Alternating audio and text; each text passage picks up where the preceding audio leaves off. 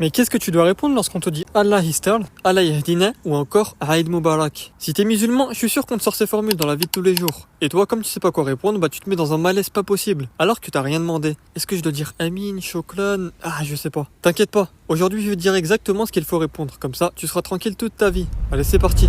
Bon, on commence avec Allah Histar, qui signifie qu'Allah couvre, en parlant d'une personne. Cette formule, il y a énormément de monde qui la prononce mal à tout va, en disant Laïster. Ça, c'est complètement faux. C'est un raccourci que les gens ont trouvé mais qui ne veut rien dire. C'est un peu comme Wallah, que les gens aiment raccourcir sur leur clavier. Bref, grosse erreur à éviter. Allah Histar, tu dois savoir que c'est du dialecte, mais on peut aussi le dire en arabe littéraire, qui se prononcera Allahu Yastur. Et tu retrouves bien le verbe Yastur, qui veut dire couvrir ou protéger. Ici, comme c'est une invocation, on répondra tout simplement par Amin. Deuxième formule, Allah Yahdina, qui signifie qu'Allah nous guide. Bon, là aussi c'est du dialecte. En arabe littéraire, la formulation la plus rapprochée serait Allah Yahdina. Ici, on retrouve le verbe yahdi qui signifie guider et le na à la fin qui marque la première personne du pluriel, le nous en gros. Ici, on a encore affaire à une invocation. Donc on répondra encore par Amin. Troisième formule, Aïd Mubarak, qui signifie fête bénie. Bon, là c'est différent, on n'a pas affaire à une invocation demandant à Allah de faire quelque chose pour toi. On a juste bonne fête ou fête bénie. Parce que Aïd c'est la fête et Mubarak c'est béni. Et oui, dans le mot Mubarak, on reconnaît la racine B,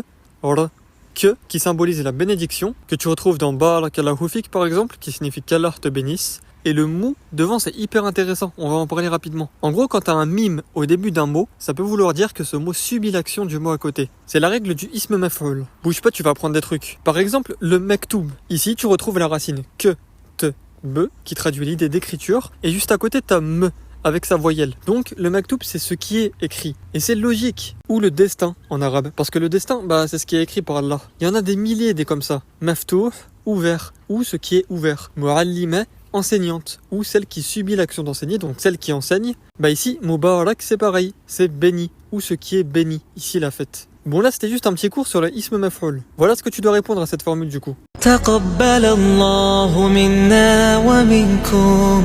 Taqabbalallahu minna wa minkum, qui signifie qu'Allah accepte de nous ainsi que de vous. Et voilà, maintenant grâce à cette vidéo, fini les situations de gênance. Mets d'autres formules en commentaire si t'en as qui te perturbent. Et abonne-toi pour d'autres vidéos.